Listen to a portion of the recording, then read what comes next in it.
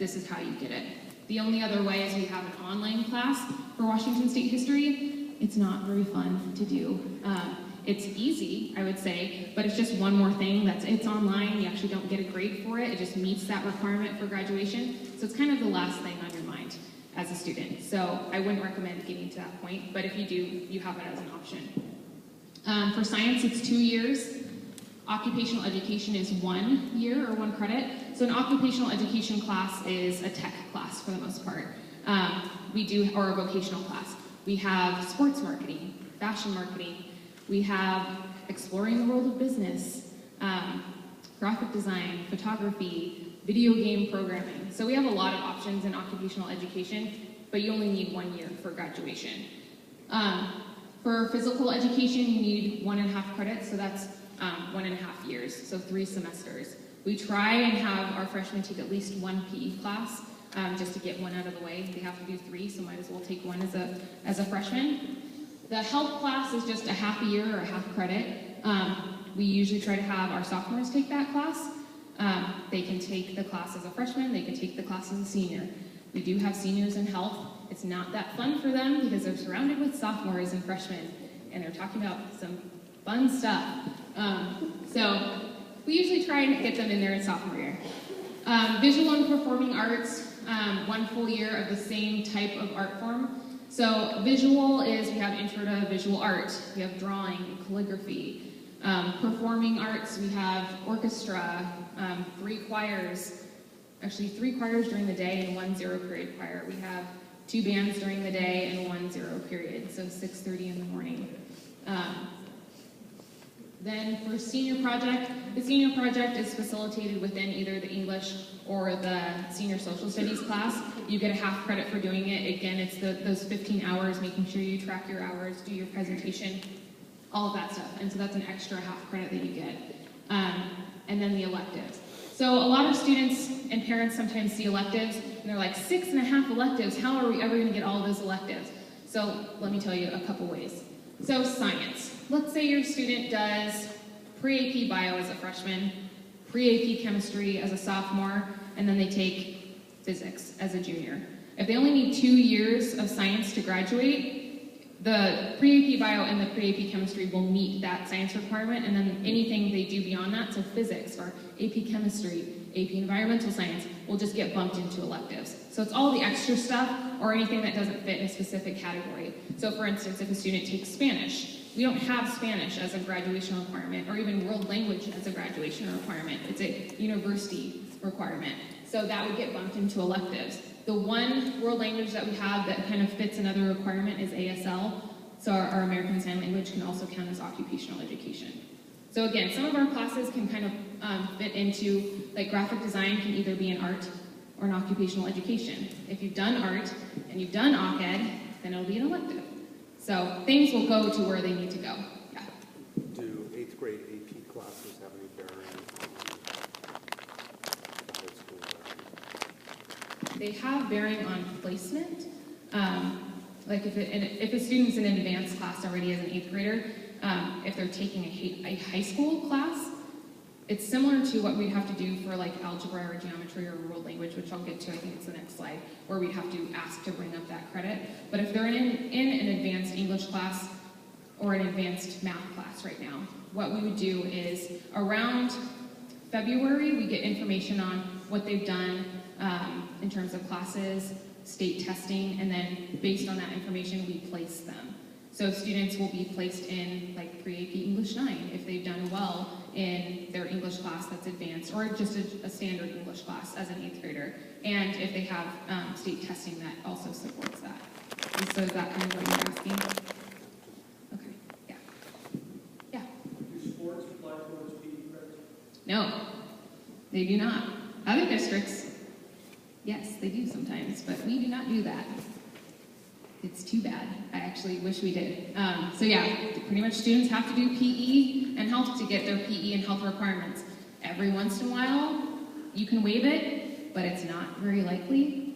It's usually a very, it's an extenuating circumstance, like a medical reason, or every once in a while we'll waive for like a rigorous course load, but not guaranteed.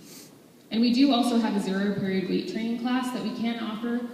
We offer it to every grade level, but freshmen can take that class. 6:30 in the morning. If they want to get sweaty at 6:30 in the morning, they can certainly do that. But that's the only PE class that we offer outside of the 6-period day. Yeah.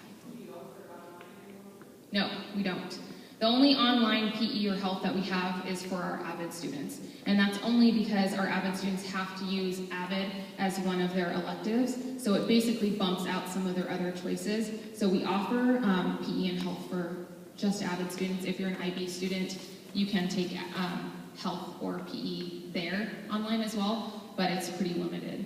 Yeah. Is that district-wide? Yeah, it's district-wide. We don't have any more PE or health online unless you're in a specific program. Yeah. I just want to go back to the AP questions. I know they have the opportunity to be in a higher math or a higher English in 8th grade, but not really for sciences and social studies. So if they want to do the pre-AP stuff in high school, is that the same? Just look at their testing scores to kind of funnel them that way, or what? How do they apply for that? So for classes beyond just the English and math, for the most part, students can self-select. So they can say, you know, I really want to try, or they can be in an advanced science and want to continue on that advanced pathway. Maybe they've never done an advanced class, but they just are thinking, you know, I really love science. I'd really like to skip integrated science and go right into a bio class. One kind of hiccup we have with that sometimes is with our sciences, it's better that your math supports your science. So for a lot of students, if you're taking algebra and pre-AP bio, you can maybe get by, but then the next year, if you go to take geometry with chemistry, it's a lot harder. Chemistry is a lot more math-based. So that would be one thing that I would be looking at, is just make sure their math and their science correlate, just so that they're set up for success, basically. And that is especially true with the SMT program. The SMT program, they really say, you know, if you're taking pre-AP SMT chemistry with geometry, it's probably not going to support one another. And we've had a lot of students who have done that, and they just haven't been successful, and kind of wish that they would have started with. We actually have an SMT integrated science now, so they can do SMT integrated science with their algebra class. So they're still in the SMT cohorted group. Okay, I'm gonna move on to the next one. I think this is the bringing up 7th and 8th grade classes. Okay, so if students take a world language or math in middle school, we can bring those up. So we can bring up a 7th and 8th grade world language. So if your student took Spanish, 7th grade and 8th grade, and passed every trimester, we can bring that up. If they failed a trimester, we won't be able to bring it up. Same thing with math. We can bring up algebra and geometry. So if a student took algebra as a 7th grader and geometry as an 8th grader, we can bring that up. It's as simple as filling out paperwork. So it's basically what class did you take, who did you take it with, where, what grade, parent signs it, student signs it, give it to your counselor, and you have that credit. You can do this the first day that you walk into your high school's doors, or you can do it the last semester as a senior. It doesn't really matter. I would say it's probably better to wait, just because when you bring up these classes, the grades are attached to them. So we've had students in the past who, you know, maybe they got an A- or a B+ in their Spanish class 7th grade, and they did, you know, got perfect A's 8th grade. And then their whole high school, they got A's. If they bring up that Spanish for middle school, they're going to bring up those A- and B+, so that will affect their GPA. So just something to think about. You don't have to rush to do that. If your student is in, let's say, algebra or geometry right now, they can go to the next class without having to bring that up. That's something that we have all that information. So don't think, oh, I have to bring up this class to be able to go on to the next one. No, you don't. Yeah?